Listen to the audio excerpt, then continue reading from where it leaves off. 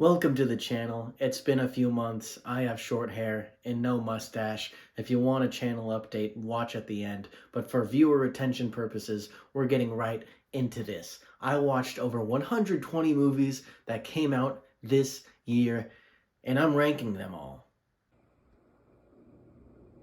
But I've decided to go a little bit counterculture. I just really want to help undo the damage that CinemaSins has done to us as a society. So I will not rage bait. I will not scream. I will not say that any movie is the worst ever and I hate everyone involved in them. No. At the end of the day, these people get paid to make movies. Even if you think it was a bad movie, that movie fed a family. Okay? So let's not get too upset. Don't take any of this too seriously. It's art, it's subjective. Leave your own rankings in the comments below. So what I've decided to do is split this video into 3 parts. Movies I would not recommend, movies I would recommend only if you're interested in seeing them, and movies that I definitely recommend you check out. So no, unfortunately, there is no numbered lists until the very end where I give my top 20 movies of the year, and that, my friends, will be ranked. To start us off, I did watch a handful of documentaries this year, not as much as I wanted to, but here are the few documentaries that I watched that I would recommend to you. American Pain, Smartless on the Road, if you're a fan of the podcast, The Jewel Thief, The Ringleader, The Case of the Bling Ring, and lastly, Reggie. I will say I am biased on this one because I did intern for the company that made this, and my name is in the credits, so that's pretty cool. So if you want to check out something that I worked on, check out Reggie. Okay, on to the movies, starting with the ones I would not recommend. 65. I'm not sure how you mess up Adam Driver versus dinosaurs, but somewhere along the way they did. And I see a lot of people mentioning that this is a time travel movie. It's not, if I am to understand everything correctly, and when the general population can't understand your premise, maybe you went wrong somewhere. Ant-Man and the Wasp, Quantumania. I already kind of did a video about this, so you can check that out if you want my extended thoughts. But I was actually really excited for this. I saw it in IMAX screen opening night just because I'm a big Catherine Newton fan, and I was excited for the recast. But yeah, I will say this is probably one of the biggest disappointments of the year. Clock. It has good messaging and themes about the pressure women face to have kids, especially Jewish women, but the horror and tension elements of everything just kind of falls flat for me. The Exorcist Believer. This probably has the strangest pacing of the year. I genuinely thought the climax was the midpoint, not to mention the bad cameos. And why did they make it about 2 girls being possessed if they're only going to characterize and focus on one of the girls? Flamin' Hot. Out of all the corporate biopics we got this year, this one feels most like an ad. And not to mention that it's been like debunked the most out of all these corporate biopics. Ghosted. I feel like this movie was just made to make TikToks. Like every 15 seconds they have to throw in a cameo so they can put that cameo in a TikTok ad. Haunted Mansion. I'm just so confused on why they decided to make a Haunted Mansion movie take place primarily during the day, but Lakeith Stanfield does give a great performance. House Party. It's really not my kind of humor. There is just a bunch of pop culture references, and that's all the humor is. But there is like one part where they go to a cult that I did find unique and funny, so I liked that part. It's a Wonderful Knife. Don't get me wrong, I love horror movie parodies of pre-existing movies, and this kind of had me in the first half, but then near the second half when the horror is really supposed to ramp up, it just wasn't there, and I didn't feel any tension. Jagged Mind. Pretty interesting concept with good themes of domestic abuse, but the time loop just didn't really make any sense to me, and I don't think anyone else either. So just they didn't really establish the rules of anything that was going on, leaving the audience pretty confused. Killer Book Club. Maybe it was just the English dub that I watched that had like cringe voice acting, but the horror wasn't really there for me, and it was trying a little bit too hard to be the next Scream. Leave the World Behind. It basically sets up really good tension and questions for the first hour, but in the second hour, it fails to answer any of those questions, and the only thing it can say is that iPads are bad, and you should love your neighbor. DC Legion of Superheroes. I don't know anything about the DC animated universe, and I don't know if this fits into it in any way. It was just pretty generic superhero story for me. So, Marlowe. I won't lie, I am a bit biased because noir is my least favorite genre, but it seemed like other people who watch noir movies didn't like this either, so I'm kind of justified. The Mother.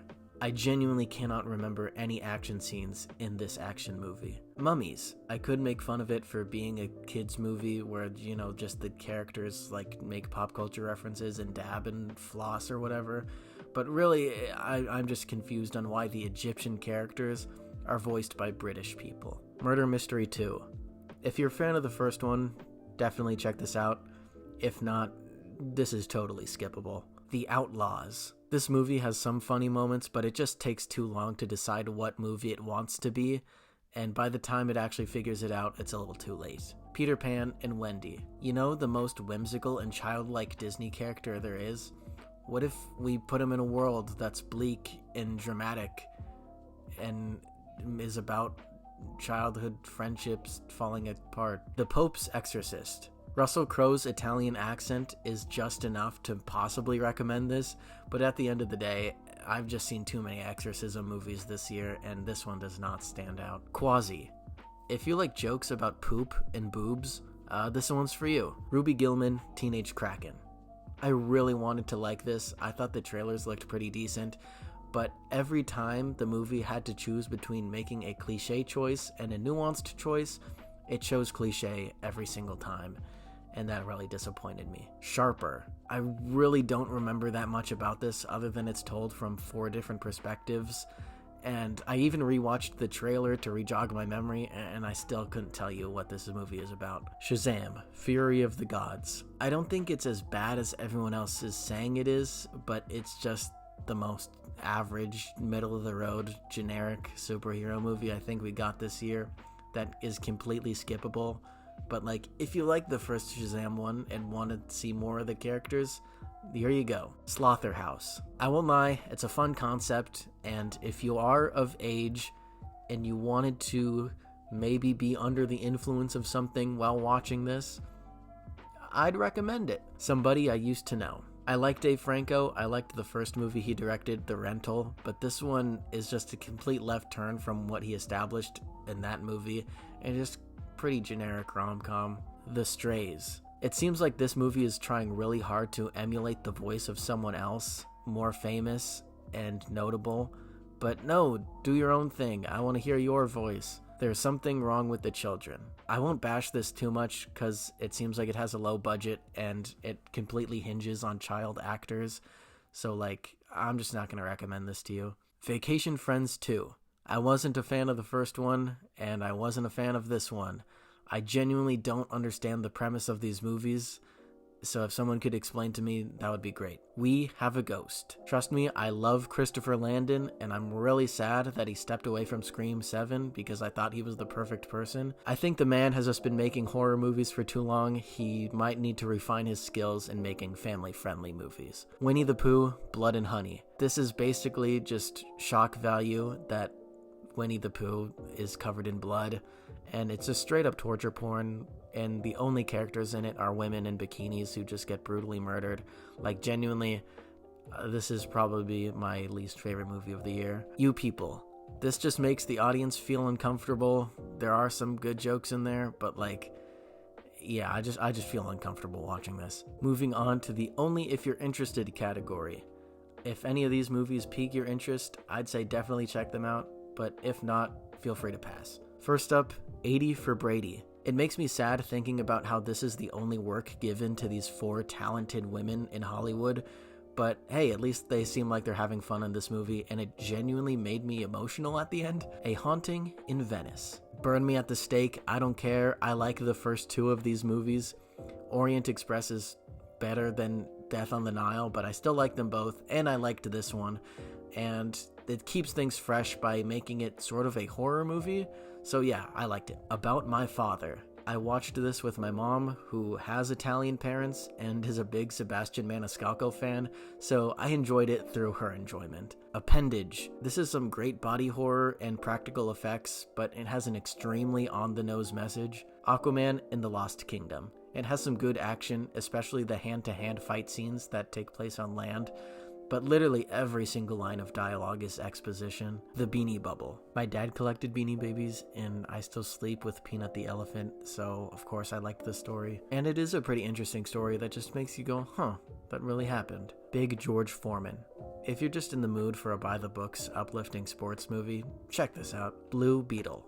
It pretty much is just a copy and paste of every other superhero origin story ever, but this time you just get good performances and a really strong family aspect that really makes it shine through. The Boogeyman. Now, this is one of the more generic horror movies this year, but that doesn't necessarily mean it's bad. There are some good scares in here, a good climax, but there are just some better options out there when you're in the mood for horror. Boston Strangler. This is a pretty thrilling story with good commentary. If you're a fan of Keira Knightley, check this out. Cocaine Bear. I feel like this whole movie just needed to be more like the ambulance scene. I think more people die from guns than they do from the bear, which is just sad, but there are still some really good scenes. Dix, the musical. I love and respect these two guys. I want more original movies in Hollywood. I want more original ideas and this kind of weird filmmaking.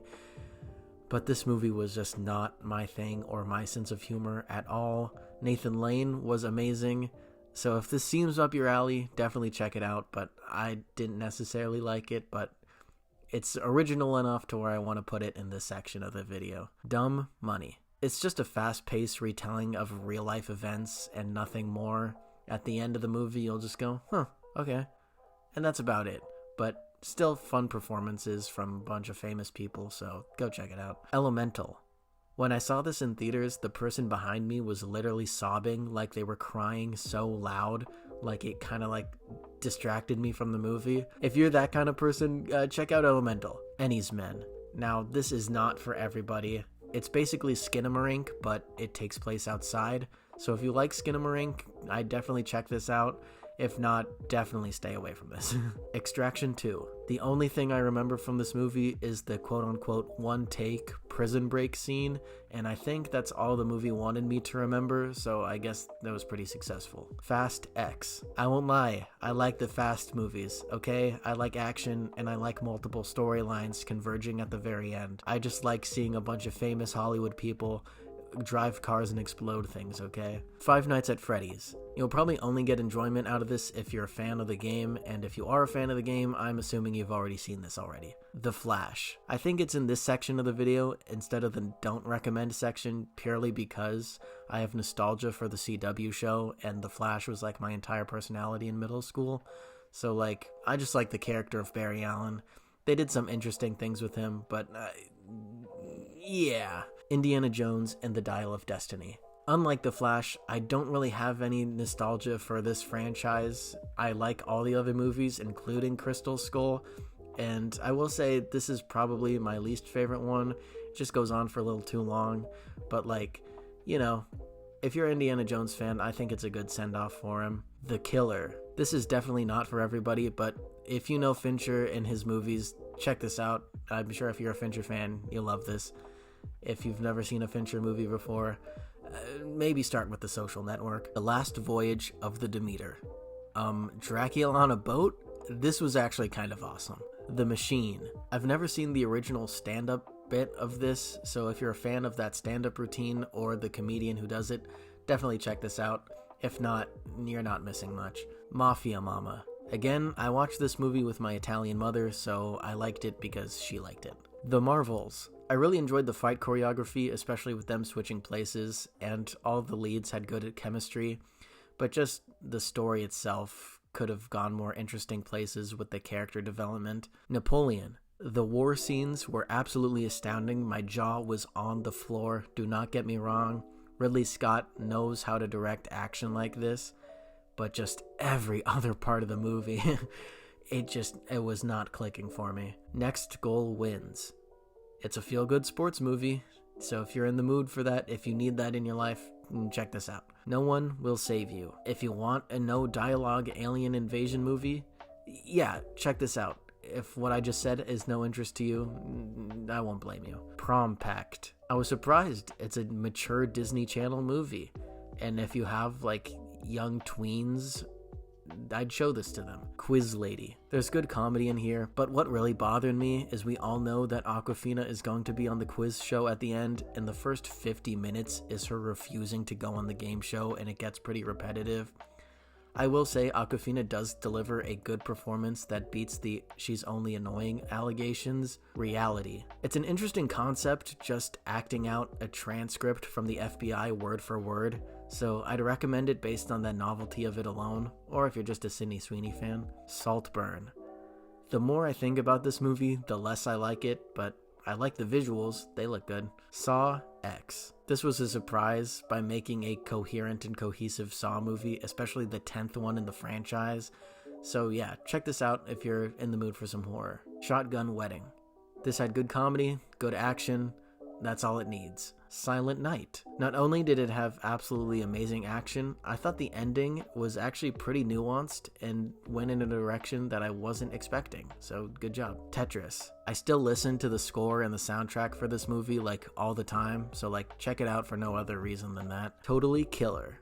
I thought it was a good concept for a murder mystery, but the execution wasn't the best on everything, and the horror elements kind of fell flat for me as well. Transformers: Rise of the Beasts. My audience cheered at one point during the third act, and I haven't heard a cheer for a non-Marvel movie in so long.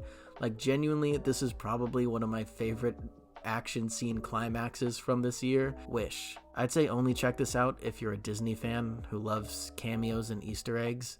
If you're not that, then yeah. Now getting into the movies that I actually wholeheartedly recommend with my whole chest. Here we go.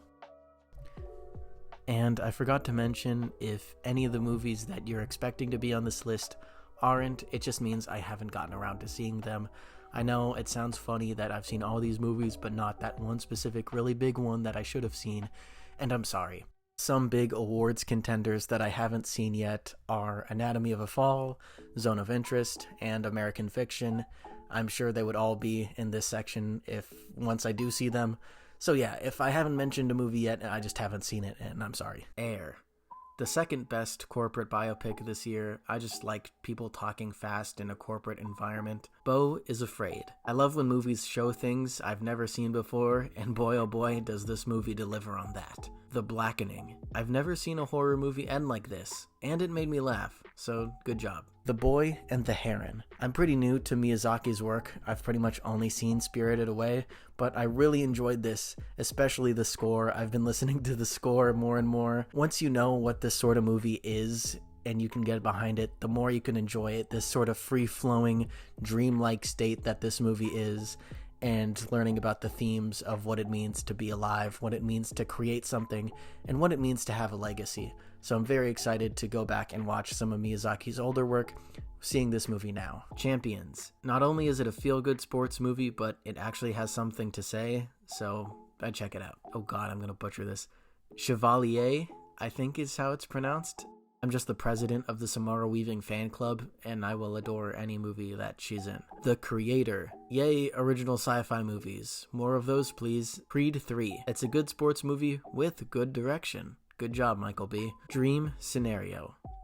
One of the most original concepts for a movie this year, but they do sort of spoon-feed you the message, but hey, Nick Cage is at the top of his game, and he can't be stopped. Dungeons & Dragons, Honor Among Thieves. We got some really good action movies this year, this being one of the best of them, and the final fight scene I thought was very cool. I watched this with the group I play Dungeons & Dragons with, and we were all having a very, very fun time. Fair Play. This is just an acting showcase of the two leads. It's like Marriage Story if they didn't actually love each other. The Hunger Games, The Ballad of Songbirds and Snakes. I saw this twice, and I'd say it was even better on a second viewing because you're more used to the pacing and you know where the story's gonna go.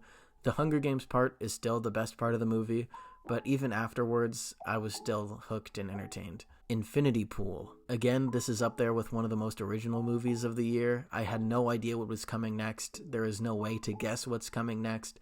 and there are still scenes that I remember so vividly, even if this came out at the beginning of the year. Inside, this is basically hanging out with Willem Dafoe for 2 hours, and I think everyone should want to do that. John Wick, Chapter 4. I'm not a big fan of the John Wick franchise, mostly because the story doesn't really click with me, but I mean, come on, this is just an absolute masterclass in how to do action. Joyride. I saw so many movies in theaters this year, and this one by far had the loudest reaction from the audience. It's just a raunchy studio comedy, and props to them for making all the characters not teenagers. Killers of the Flower Moon. Everyone here on and off screen is just at the top of their game. Maybe excluding Brendan Fraser. I think he's still finding his footing a little bit after that Oscar win. Knock at the Cabin. This is probably the best Dave Bautista performance I've seen. And if you're wondering why this movie is in this category, I liked Old, so form your opinions about me based on that. Landscape with Invisible Hand. I read the book in high school, and it's a really good adaptation of the book, and just a really unique story that has something to say about class structures and art. Megan, aka M3gan, it's just exactly what we needed in January, an original, funny slasher movie with a little bit of heart. May, December. Again, this is just an acting showcase of how everyone in this movie is amazing and deserves awards. Missing. I'm excited to see where this subgenre of computer screen found footage goes, and this story and pacing just had me on the edge of my seat the whole time. Great gripping climax. Nimona. I won't lie, I did find the character of Nimona a bit annoying, but the story and messages are worth it, and if you have kids, I definitely show this to them. No Hard Feelings. Another studio comedy this year that knocked it out of the park. J-Law is absolutely at her peak in this, and the only problem I have with it is just how they made the character a teenager. I feel like they could have made him a college student and the story would have worked the same way. It was just a little creepy, but everything else, extremely funny movie. Polite Society. This is a new take on the coming of age genre that had me laughing and had really good action. Skinamarink. Listen, I get all the criticisms, 100%. I understand that it's just a bunch of empty shots with barely any dialogue. It's just the corners of a room. But at the same time, never in my life has a movie made me viscerally react like I did. I was so uncomfortable sitting in the movie theater. I literally had to step outside and check to see how much time was left because I was so uncomfortable sitting there, but uncomfortable in a good way because the movie's achieving everything it wants. The Super Mario Bros. Movie. Liking Nintendo was my only personality trait in middle school, so of course I liked this. Call me a baby who likes references, but yeah. Talk to Me. Some of the best gore, scares, and themes out of any horror movie this year. Definitely worth checking out. Teenage Mutant Ninja Turtles Mutant Mayhem. I was a teenager during the Michael Bay movies when they were coming out, so I'm glad teens today can get an actual Teenage Mutant Ninja Turtles movie that they can relate to and see themselves in.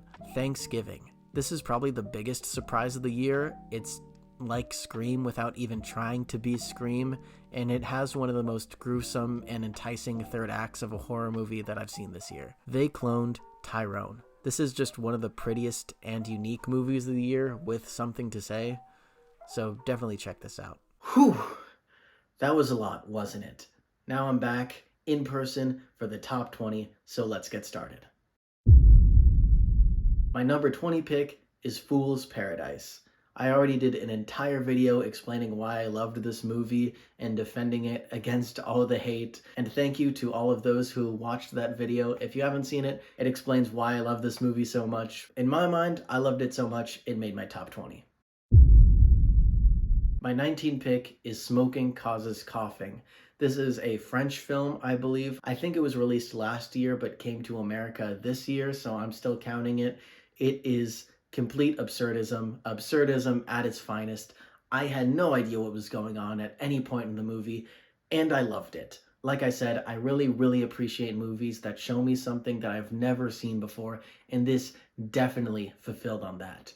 Literally, movies like Beau is Afraid literally can't compare to something like this. And with something like this, it's not very accessible to general audiences, but if it piques your interest, I definitely recommend it as my number 19 pick. My number 18 pick is Barbie. What can I say? Studio comedies really thrived this year, Barbie being amongst the top of them. I don't know what else there is to say that hasn't already been said about this movie. Just all of the perfect ingredients were in place to mix together by Greta Gerwig to make this movie as amazing as it is. My number 17 pick is The Iron Claw.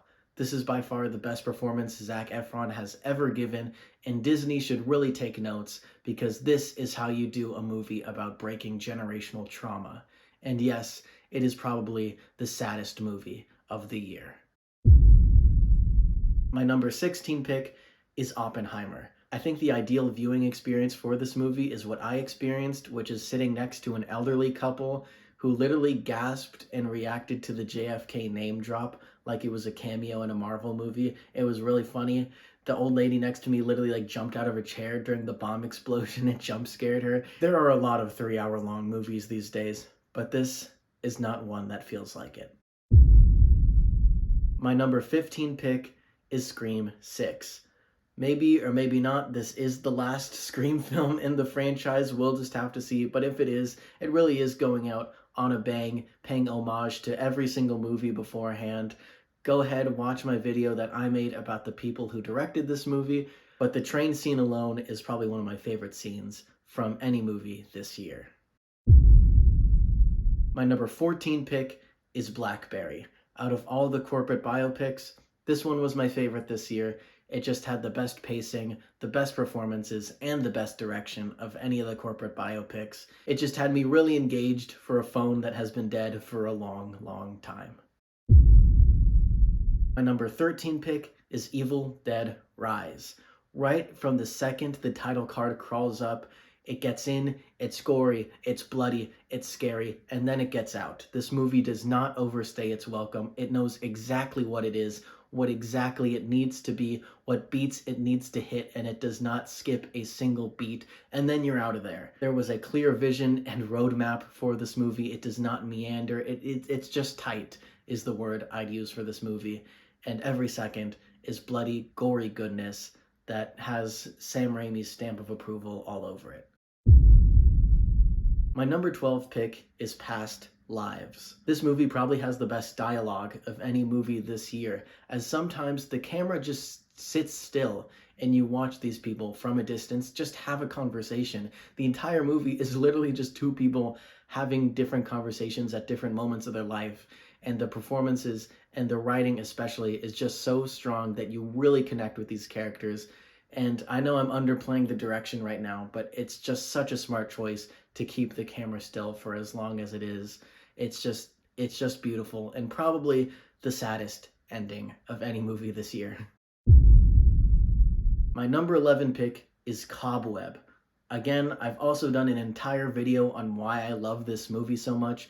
It really sucks that it came out on Barbenheimer Day and was completely destroyed at the box office. There was no marketing for this movie, but oh my gosh, it is my favorite horror movie of the year. It's streaming on Hulu right now. It is a certified Halloween classic moving forward for me. So please, please, please watch my video on it and check it out yourselves. Now we're getting into the top 10, and my number 10 pick, a little controversial now that I've made this list and I looked back at all the reviews for this movie, but I'm standing by it. When You Finish Saving the World. This is probably the best Finn Wolfhard performance I've seen, and the movie just really touched me. I have a very close relationship with my mom, and I myself want to get into the arts, and so this movie just felt really personal and close to me. I really enjoyed it, and I called my mom immediately after the credits started rolling. That's how much it impacted me. I had to call my mom and tell her how much I love her right after this movie ended. My number 9 pick is Mission Impossible Dead Reckoning Part 1. I was lucky enough to see it in that week window where it was playing in IMAX. I literally almost started crying as the title sequence was going and that Mission Impossible theme was playing. I was jumping up and down in my chair. I'm like, movies are back. Like, this is what movies are. This is cinema. This is an action movie like how they used to make it Of course, there's some CGI here and there, but Tom Cruise really dedicated to doing these stunts. The motorcycle jump and the train sequence at the very end, the best action sequence of the year. My number 8 pick is Godzilla Minus One.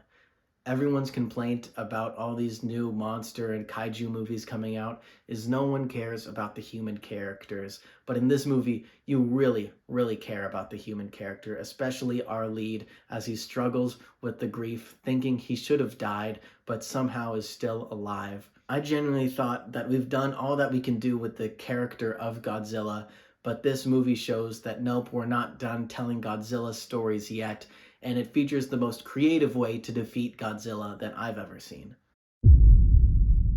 My number 7 pick is The Holdovers. This is just classic Christmas feel-good movie, exactly how they used to make them. If you say they don't make them like they used to, definitely check this movie out. In a year full of sad, sad movies, definitely check this out, especially if you just finished watching Iron Claw. My number 6 pick is Guardians of the Galaxy Volume 3. I know, call me a Marvel fanboy and say what you want about James Gunn, but he just knows how to do action. Marvel really screwed James Gunn over by killing one of his main characters in this movie, but he does his best to rebound from that and give each one of these characters the proper ending they deserve, all while balancing giant, huge action with smaller, more emotional character moments. I I love this movie. Now we're in the top 5, and my number 5 pick is Bottoms. I've said it a million times before, and I'll say it again. This is the year of the comedy, and oh my gosh, this is the second funniest film this year. I'll let you know what the number 1 is soon, but I was laughing all throughout. Camp is back. There's been a lot of discourse about camp in films and what is intentional camp, what is unintentional camp, but I'm so happy that this movie truly brings intentional campiness back to comedies.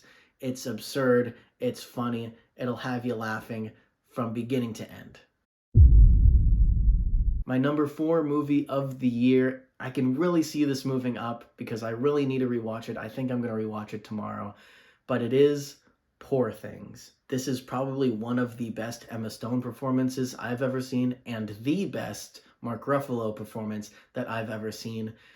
Yorgos Lanthimos, he's at the top of his game. Emma Stone at the top of her game. Everyone is just doing exactly what they need to tell this really intricate and compelling coming of age story. It really is this young woman growing up, maturing, and realizing the truths of the world through the different people that she meets, deciding what truths to keep and what to deny, and really become her own person when everyone out there is trying to take that from her.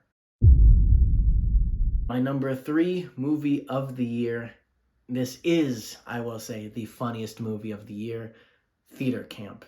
I am biased because I don't know if you could tell, I am a former theater kid, but oh my gosh, I resonated with this movie so much. This is the best Ben Platt performance I've seen. I think he works best using this specific character, really parodying a version of himself. Not to mention Ayo Edebiri completely crushing it in this movie and everything else she's been in this year. This is her year, and we haven't gotten a good mockumentary as funny as this or as good as this since Popstar, probably, and I liked this more than Popstar.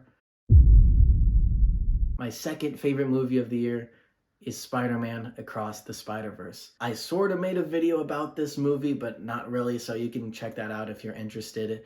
But I don't know what there is left to say about this movie.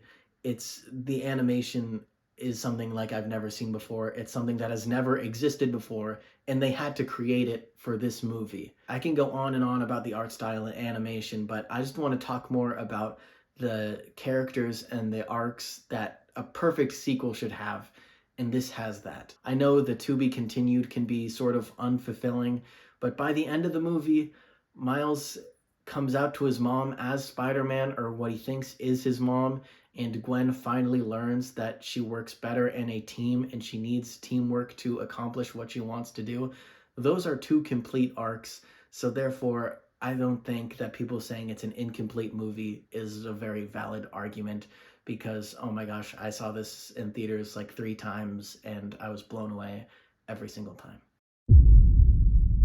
And my number one movie of the year, my favorite movie of the year, if it wasn't already obvious, Asteroid City. I made an entire like 40-minute video explaining why I love this, so definitely check this out for more in-depth thoughts. But this is my new comfort movie. It's a warm hug. It is Wes Anderson working at his best. I will say though, people are calling this the most Wes Anderson movie ever. I disagree on that. I'd still say The French Dispatch is the most Wes Anderson movie, but this comes close. I saw this movie 4 times in theaters, and I think personally this debunks everything about people saying Wes Anderson is style over substance, because the substance in this movie is so meaningful and deep, and there's so many different themes to latch onto. The theme I latched onto the most is perseverance. No matter how hurt or damaged you are, no matter how much you don't understand the play, you're doing great and you can keep going. Whew. There we have it. All the 2023 movies I saw this year ranked. I hope you enjoyed. Leave your favorite movies of the year in the comments below. I'd love to see them and have some civil discourse if you disagree with me. I just want to thank you all for the continued support even when I'm not posting. I know it's been a few months, but going forward, I'm going to try my best to do pretty consistent uploads. I'm actually taking a video essay class in college now, so I will learn better how to make video essays and editing and all that stuff. So I'm very excited. So hopefully you'll see an increase of quality over the next few months. Thank you all for sticking around. I'll see you guys in the next year.